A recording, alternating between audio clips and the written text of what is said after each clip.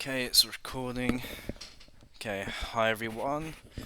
It's been a while again, and I just wanted to make a recording to, uh, I feel like throughout my last few videos and through the podcast, I've given little bits of information here, there, everywhere, and talking about various different topics and things, but um, this all fits together into a sort of framework that I have in my mind. So, and in this recording, I just wanted to go through what my what this framework is to give you a clearer picture, perhaps, of what I'm talking about. Uh, so this would be like my current understanding of the cosmology, as it makes sense to me, based on the available information that I have until this point in time. So let me just get my notes. So okay, yeah. So I wanted to start off on the original point of why people start to research these sorts of conspiratorial topics. These are just my thoughts, and it seems to be that the body has a inherent, as part of the avatar, there's an inherent drive towards survival. And if you're operating on the baseline consciousness of the meat suit, then you sort of engage in NPC, lower chakral, um, lower natured based activities for that survival, and you take things on face value. Whereas for some other people who see the five senses not directly as it appears to them, but from more of a jump point to trigger a cascade of abstractions in order to make sense of the surrounding environment. And they're two different ways of processing information, either directly through the senses or through intuition. And intuition is kind of like a abstraction layer on top of the five senses. You could say it's a superset because there's certain things that intuition can see that the five senses directly cannot. So, but ultimately, all of this, this intuition arguably is a gateway out of it, but it's all in relation to something that can be confined and condensed down into language and an ego as a sort of autonomous um, mental structure or mental device which orients the organism in the way of survival in this place, how this life and this reality has sort of been defined. So people, in my opinion, generally start going down the conspiratorial route and wanting to delve into spirituality as a means to make a greater sense of what's going on in the chaotic landscape that is this reality. We're sort of thrown in here with no explanation of what's going on or what we should really be doing.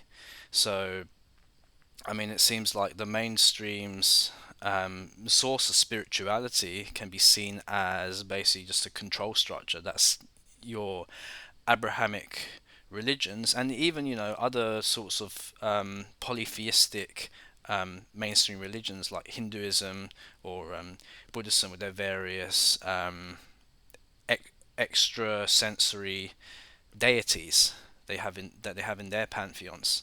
They It's all corrupt in some way. So people resort to researching into these topics as a means to how would you best orient your survival here. And it's even sort of reached a point where it depends on what you identify with.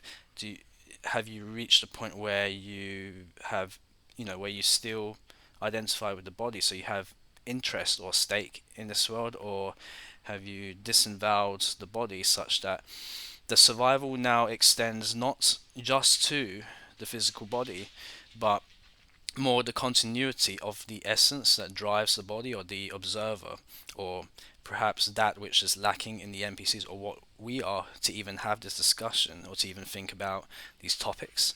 So it makes sense to me that you could even extend survival to beyond just this life. That's why coming to these sorts of conclusions, whilst they're not conducive to survival directly to the physical body, and in fact actually is opposite, it's detrimental to survival. You still do it anyway because you see a sense of survival, that of the true self that's beyond this form, and that seems more worthwhile than the satisfaction of the carnal desires of the body and the lower chakras. But it's all kind of based around the survival of some kind of entity at the end of the day. And this is why I think the original search, the needs to research and remember certain things comes from. And I think all we can do is we can only act based upon models, because of how the ego, the human form as an embodied form, needs to filter information and pass it through the ego as a means to make efficient the information that's available, such that it can um, make decisions which are conducive to survival. Because I don't know if any of you guys have ever tripped out on psychedelics, and you get this sense of feeling of oneness and connection, and a very visceral connection with the reality. To be in that state all the time without having the ego as a filter um, is actually detrimental to the survival of the organism. So we have these models, and if you guys watch my video about consciousness feedback loops, mental devices, and proxies, I'll go more into detail about how the mechanisms around how these mental devices are formed by way of language structures in the ego, i.e., like the things that you say to yourself are almost like you creating devices, which then feeds back to your subconscious, and then to your subconscious, then your unconscious in the feedback loop, which then gets spat out again. That's why it's a feedback loop, which can either be positive, i.e., like it's constructive, i.e., builds up strength over time, or it's a negative feedback loop, in the sense that now the demiurge has a higher predominance within your mental capacity, and over time it degrades who you are, because there's alternative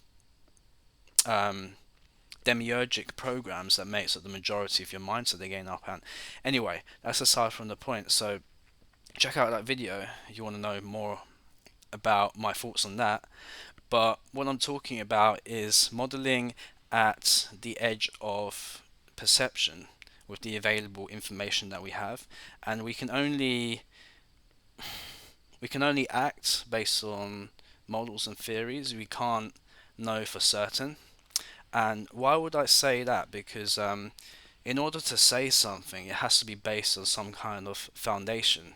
So what I mean by that is that the the need for models is because the human mind in and of itself is an abstraction, and you cannot know with the fine-grained detail of exactly what's going on with the human mind, because it springs out of biology, which springs out of the physical world, and all of these lower layers are they're lower dimensional forms, or they're effects of the cause, which is the realms which suspend this physical realm, which is still within the the demiurge's sphere of influence. Um, so to know exactly what's going on within this 3D physical world and linear time as we perceive it is not possible. In fact, actually, for spirit to be here would imply non-duality, And in if spirit was to fully incarnate and for you to have full cognizance of what's going on, would mean that this place cannot exist, because that state of being is wholly incompatible with what this place is required in order to exist. So this is why when I say we can't know with the human mind because it's a lower dimensional form, we literally cannot put into words what exactly is going on here. So for me, logically taking the next step forward about relevancy of where to divert my limited energy, my limited mental capacity in the day, I've kind of stopped seeking for particular definite answers, because I notice you can, some people, they get lost for decades researching constantly, and they never come to any conclusions because it's impossible. And I would even argue that to do this is to have fallen into probably one of the last nets that you can get caught in by the demiurge, and it wants you doing this. Now, because you can't know exactly what's going on with the human mind, does that mean that you don't know what's going on? Well, and I'd say that there's a caveat to this, because and this goes into the encoded salvation theory, and this theory has been expressed in a multitude of forms. So you can check out the video I uploaded about um, with Org in my channel, and he explains this in terms of a time machine. I will say that as far as my understanding of this place is, I've extended it to a few dimensions. So we have three dimensions, and that's very obvious to us. You've got length, width, and height. These are measurements of distance, because a dimension in mathematics is simply a point from A to B along the same unit scale of measurement. In this case, it's meters, with length, width, length, and height. Then, with the definition of a dimension, you have time, which is a point from one event to another. And then we have all possible timelines, which is simply, yeah, because it's one timeline against another, and the timelines represent all possible outcomes of any given events. Is almost like an infinitely branching fractal at each moment or point in time, which we see in our minds as discrete, as points, as like 1 second, 2 seconds, 3 seconds, but really that's just the ego splitting it up. There's actually no separation. It's all a continuous spectrum.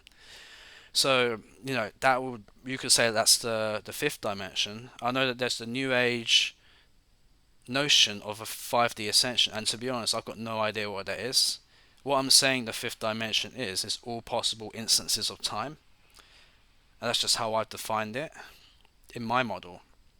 So don't mistake that I'm talking about that New Age whatever it is, because I don't know what that is. And then there's a notion of the sixth dimension, which to me just accounts for solipsism. So solipsism is this worldview that only you are God and everything outside of yourself is a projection of your own mind. And this is true to some extent, but it's not true in the sense of you're not the only conscious agent here. At least that's what I think. I feel like there's other conscious beings here, and it's not just me, and the people I know are not just projections of my own mind. So the sixth dimension is a point from uh, one observer of a 5D matrix, which encompasses all timelines the perception of time and space.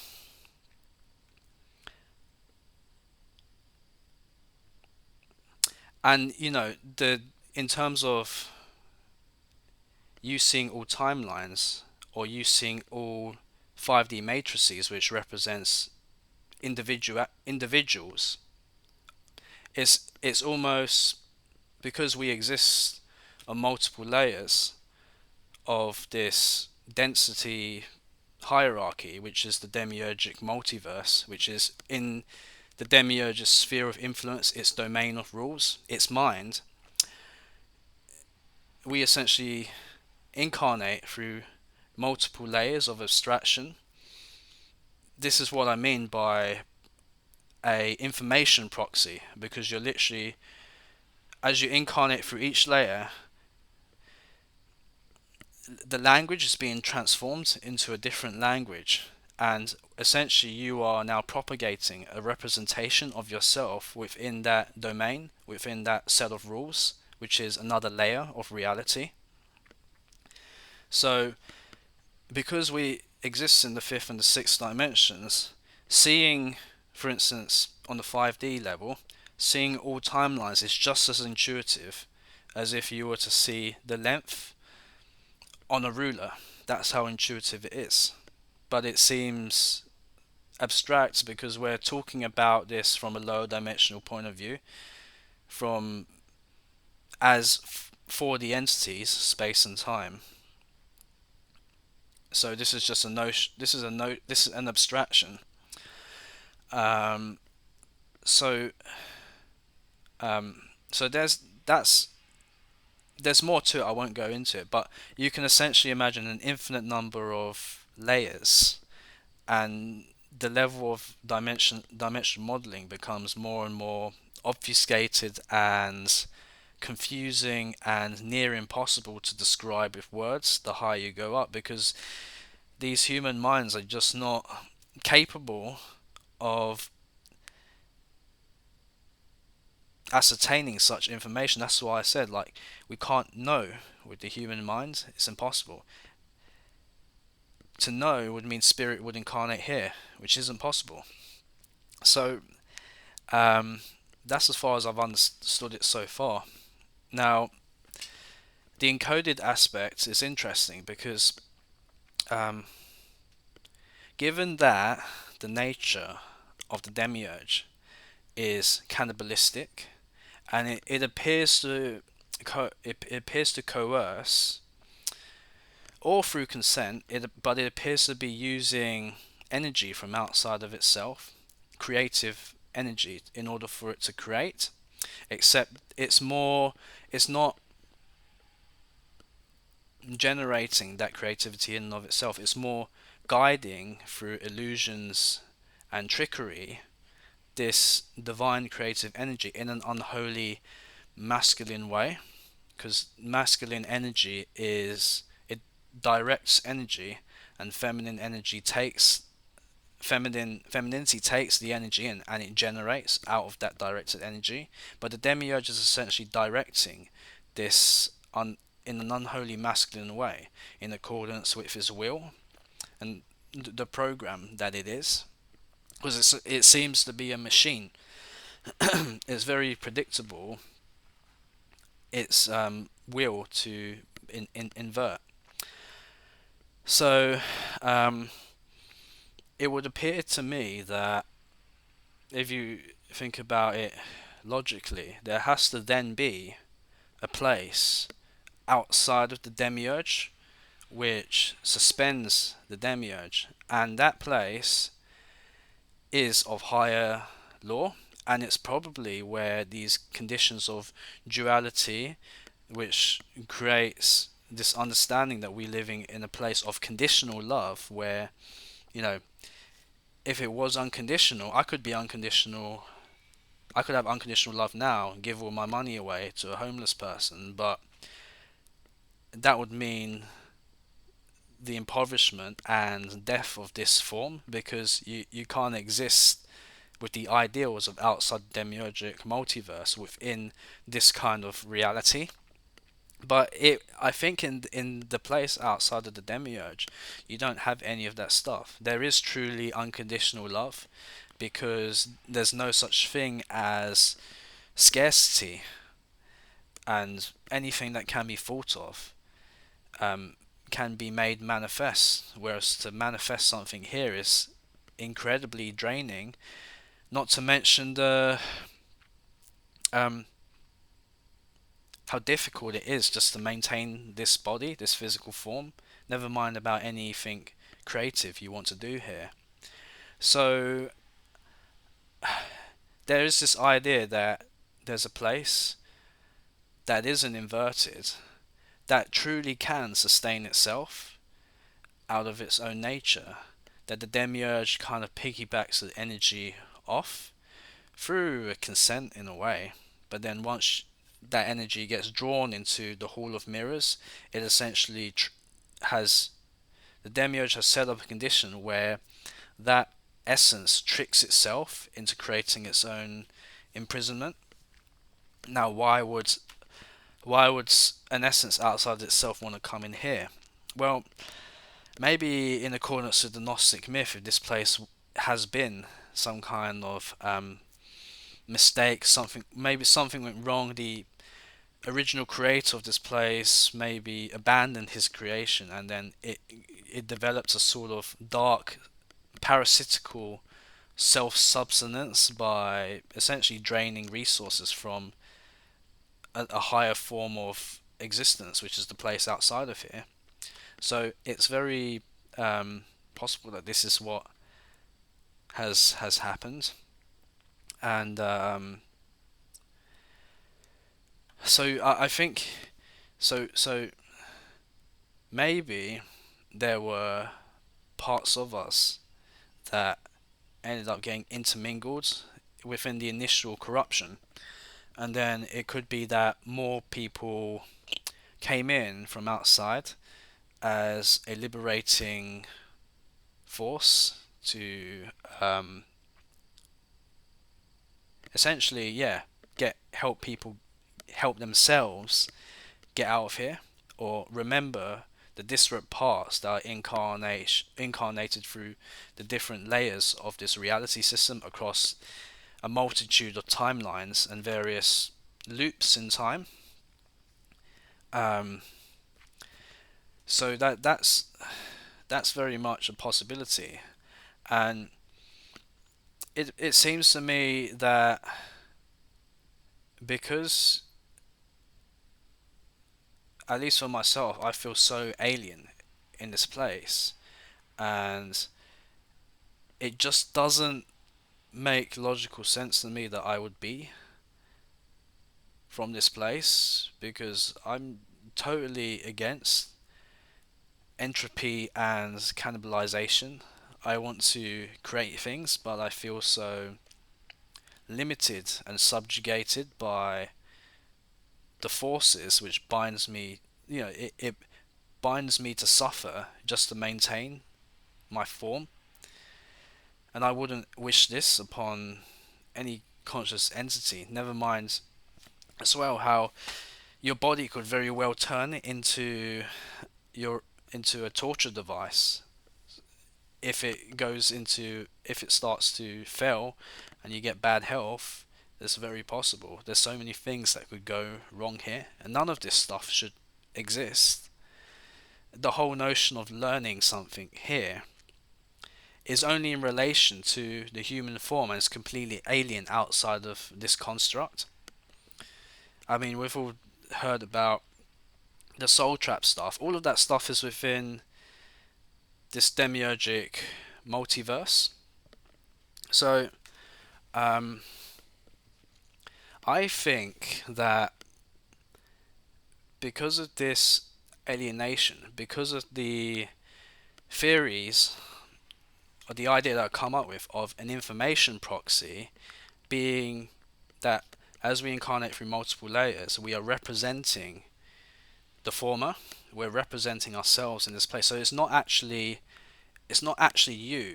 You're not actually here, but it's more a representation of yourself. in this place. So think about it like you're playing you're playing a video game, and sorry, excuse me, you're playing a video game, say an Xbox, and your representation is proxied onto a screen. It's an information proxy. This is equivalent to you incarnating through a multitude of layers, and those layers in this analogy could be the wheel of your brain to fire motor neurons to actuate hands, which then move various sensors in the game controller, which then create electrical potentials, which then gets translated into a digital schema that's just been created, that's just thought up by someone, which then gets put into a wireless transmitter, which then gets transmitted. All of these are being converted into different languages through each step, through each proxy, received by the Xbox, and then put into the RAM, and then mingled together with the inherent program, that is the game that you've loaded, and that this is the demiurgic multiverse in this analogy, is the game that's been loaded, and the demiurge is beholden to the Xbox, which is beholden to the physical world, and essentially the game world is beholden to the physical world. You could pull the plug out of the Xbox and then the whole thing would shut down. And it is the demiurge requires, it needs this outside source of energy to sustain itself in the same way that the Xbox does. But so and then if anyone who's played the game, you can sit there for hours and be sucked in, especially if it's a good RPG, for instance. But the catch is that you're never actually there. So imagine, I always say that whatever humans are trying to create in terms of technology is already redundant, because um, the superior technology already exists. For instance, we're trying to recreate virtual reality with these VR goggles. The best virtual reality headset that exists in reality is the human body. You know, so um, it it appears to me that um, essentially there's some kind of control panel outside of here that we use to interact and incarnate through various layers to enter into this demiurgic multiverse. All of the soul trap stuff is this hall of mirrors that I'm talking about. It's various programs within this system that's just part of an immune system response, because just like with any other organism, the demiurge has mechanisms that to ensure its survival, and its survival is dependent upon our presence and being here in accordance with its will, which is to subjugate creation, as opposed to the resolution to its existential dilemma, which is to just embrace it, but it can't ever do that out of its very inverted nature. And yeah, essentially all the soul trap stuff, you're not even there. Now, there's been cases where people become addicted to games in these internet cafes in certain parts of Asia, or even here, but gaming is very popular in Asian culture. And there's been cases where some people have died of blood clots in internet cafes, or they've died of dehydration just because they're so fixated on the game. And essentially the same thing could be happening here. Being distracted in the soul trap for so long draws, keeps you here. But I would say that because of how abhorrent this place is, the plug has already been pulled. Except, but this is all outside of linear time. So if you get thrown away in the trash, it doesn't matter. You just get reabsorbed into the primordial energies to be reformed into something else. If you get out, doesn't matter, because at some point you do reabsorb with the true source, not this demiurgic new age source that um, is a falsehood propagated by the demiurge to new ages. But there is still a disillusionment into nothingness from whence everything came, even in the realms outside of the demiurgic multiverse. But it's fine. So some people have got out, some people are in here. Doesn't fucking matter. There's an instinct for survival in the physical form, but also in the various incarnations in the demiurgic multiverse. That's why we're looking into this stuff, because there's an instinct there, a continuity of the self. I'd say it doesn't matter. I might not have gotten out. Maybe I've gotten out. But because we can't know, the human mind can't exactly know with certainty. To me, it doesn't make logical sense to know exactly what's going on.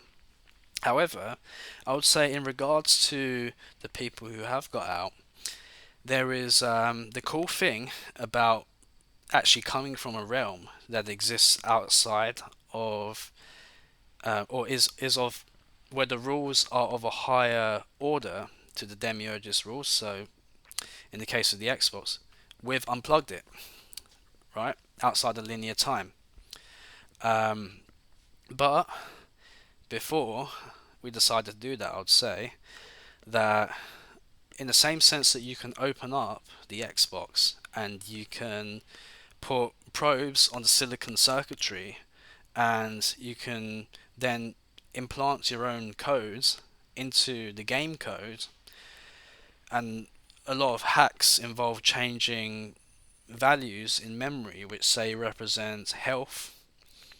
In our case, it comes in through synchronicities and intuition. So uh, this is a way of encoding a sort of capacity to become lucid within the dream. If we say, oh shit, we got caught in the Hall of Mirrors, we need to introduce something foreign to the demiurge in order to snap us out of this dilemma. But it has to come from outside of the system. So now you could argue, why can't we fly, or why can't we just manifest things with our minds? Something like you would see in the Matrix movies. And I would say that the reason why the salvation appears in the form of intuition and synchronicity is because it has to be subtle. Because the demiurge has an active antivirus, and it's only going to accept programs which comply with his rules, i.e., you have to be subject to the demiurge's will. And if it detects that you can fly, it's going to flush out that program. Now, the funny thing about the encoded aspect is that it's accepted our program in the sense of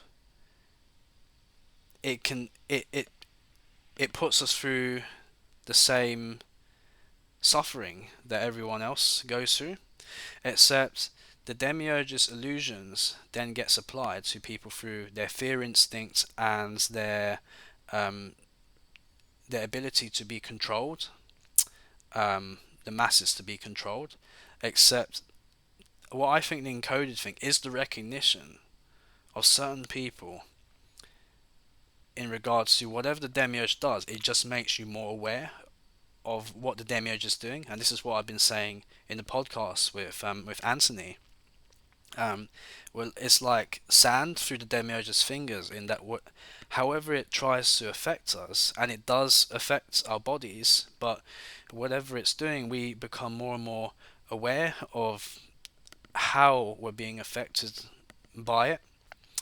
So it's doing the opposite. Instead of controlling us, it's actually making us more lucid. And this is a program that it can accept. And this is a program that has come outside of its system, but it can be incorporated in this system and bypass its obvious defense mechanisms, because it's a machine, and it doesn't have this lucid creativity to adapt to what's being done here. So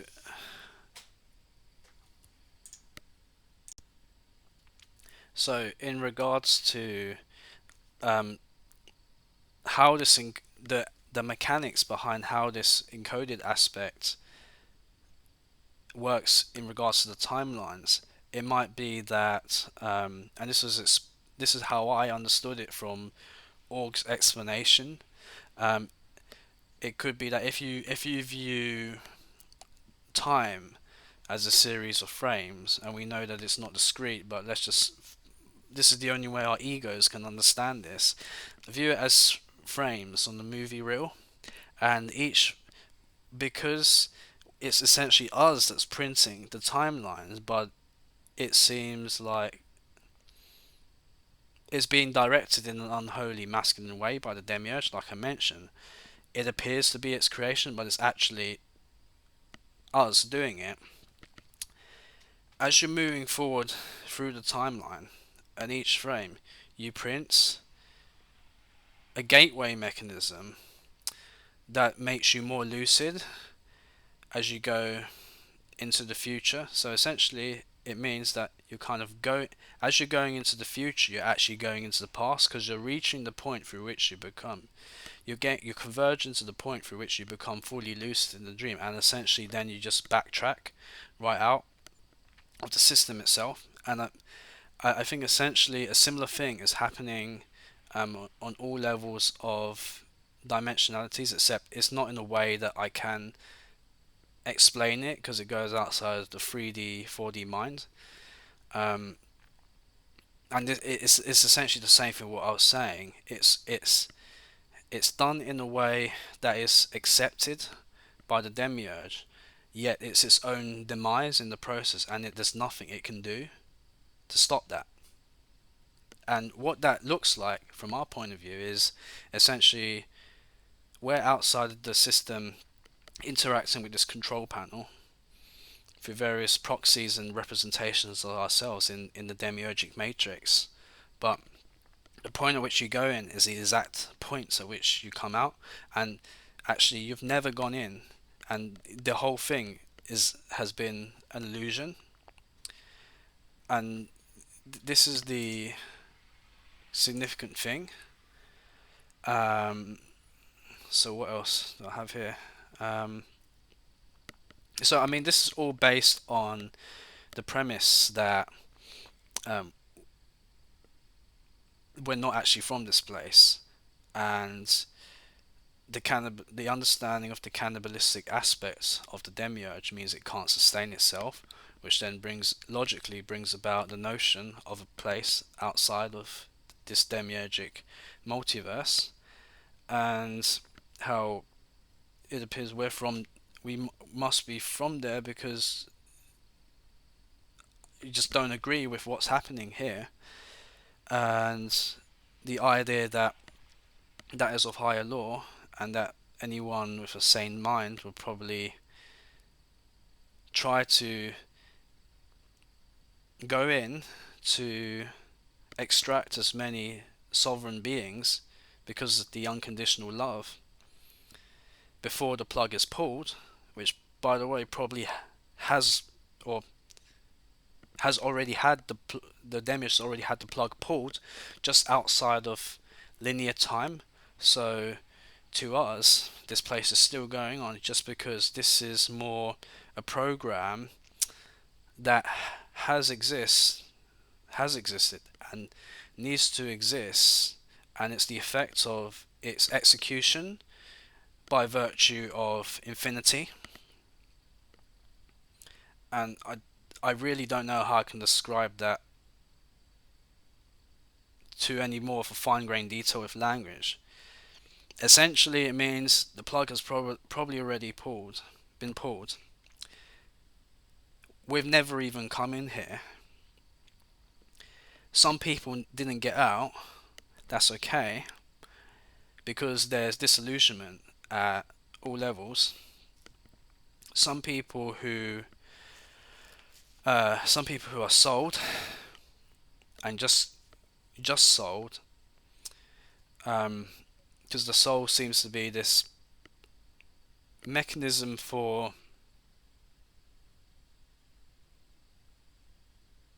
represent it seems to be a representation device on each layer of this proxied matrix, but the soul is more of like a shell that is a part of the demiurgic matrix, and it appear that's why it seems like.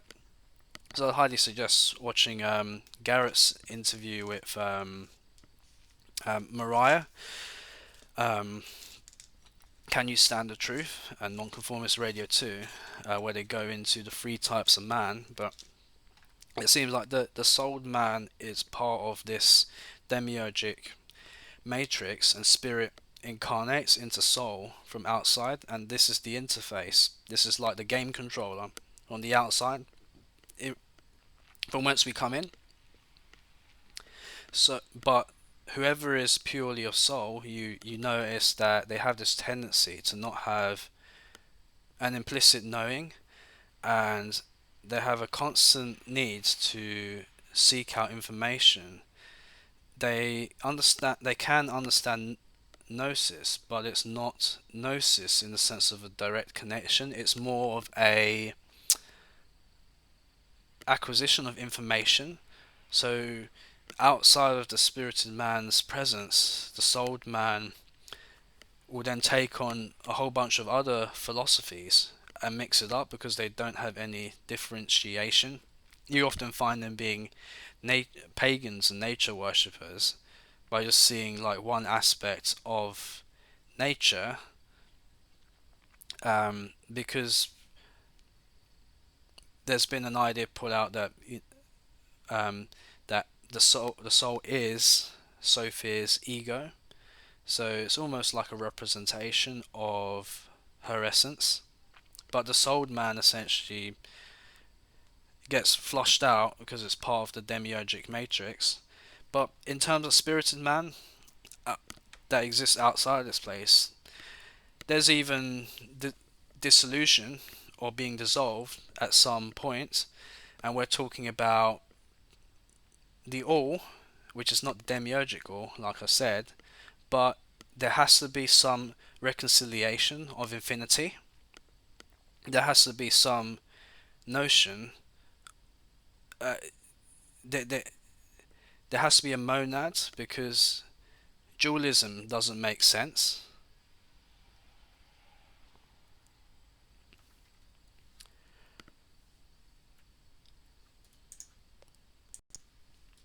So tying it back to how you can't fully know. However, it appears that the encoded salvation comes in through synchronicities and intuition. It just means that it seems like to seek anymore is, at least from what I've concluded, is just another one of the traps. What do you do? Write the program out. Just because you might be encoding certain things in your life does not excuse you from not doing the shadow work and essentially being creating things here, because if anything, the shadow work and the expression of your true self here is part of that encoded salvation. Doesn't mean it's going to be any less harder than how it is now, and the blood, sweat, and tears that you have to put into um, overriding these inversion programs that are here. I just think that because by me saying this, because the demiurge has essentially created our subconscious minds, and it's implanted our ideas, just by putting this information to language immediately corrupts it. However, it's the true gold, in my opinion, is the knowing that that's what happens. Therefore, maintaining in this state of knowing that you can't know is the knowledge, and you suspend yourself in a sort of state of volatile chaos where anything could happen and there's no conclusions, nor is there any attachments to any ideas. I'm not attached to these ideas. However, this is as far as I can go in regards to the information that's available to my five senses and using deductive logic. So, inductive logic would be to draw a conclusion based upon similarities of available data in the environment. Deductive logic is useful in the case where you have limited information. In the case of the 3D mind, this is very useful because we don't have access to higher information. However, you can use what we see here and apply stretch the Hermetic principle correspondence as below, so above to make far-flung conclusions. And this is as best as you can do. And it goes back to my original point that my behavior is always based upon the best available model that I have. I know that the mind, the human mind, has been driven insane by the demiurge. Even my own mind is insane and out of control. However, I would argue not as insane as the fucking NPCs who are multitudes of layers of unawareness, and it seems they're just a living dead. It seems there's no attachment to ideas. This is just no. Then I ask myself, so what can I do if I know that I can't know the absolute truth, and I'm just going to remain in a state of lucid creativity? Well, I think that what we do have power within our own personal sphere of influence is our capacity to affect the physical world, which are actually low dimensional um, realms from where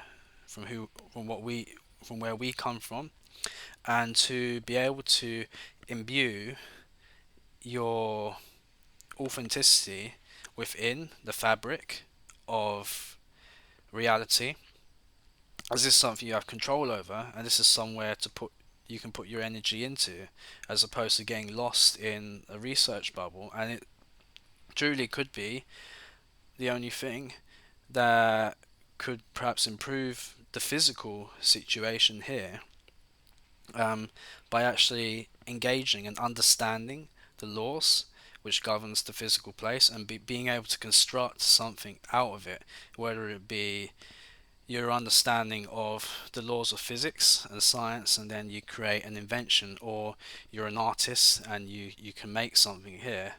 I feel like this is like very important because it actually manifests something here. We research this to try and figure out what's going on. Ultimately, it's because it seems like this kind of what we're noticing is a big problem, and it's a problem in regards to this perpetual onslaught of the demiurge's will onto the physical body. So, if you can affect the physical world to some extent, then that helps.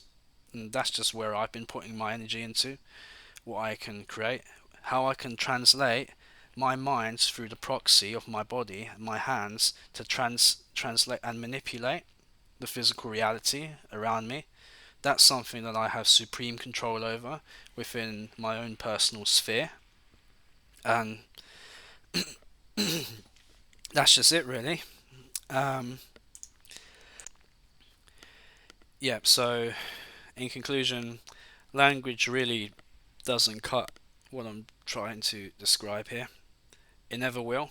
And I hope it. I've tried my best to explain it, and I'm going to look back at this and regret missing out certain details. Maybe it means more videos down the line, um, but hopefully that makes sense. And there was something to add to this. There is this to add to this cosmology as a little extra. You might then ask the question of, well, if there's a place outside of the demiurgic multiverse that's uncorrupt, surely that's corrupted then, because the demiurge was created out of a mind that was part of that place. And it's a good question, and it's something that I've been thinking about. And by extension of that logic and correspondence, does that also mean that the true source, not the demiurge, but the true all, the infinite, is that also corrupted? And I would say that um, to reconcile this issue, it might be that it seems like the realm just outside of the demiurgic multiverse, the place of unconditional love, is a place of um, sovereignty. So there are individuals that are sparks of the all, um, but in order for the all to create its sovereignty, it has to have blinded itself from what's going on in that realm. So something like this has obviously happened. It's probably already been destroyed, but the fact that this has happened is testament to the fact that this should never ever happen again.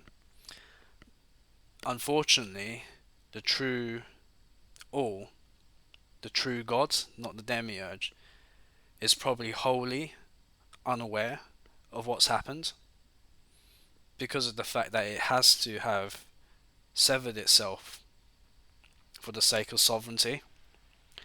So it could be that sovereignty as an experiment um, just doesn't work, because places like the demiurge, things like the demiurge can spring up.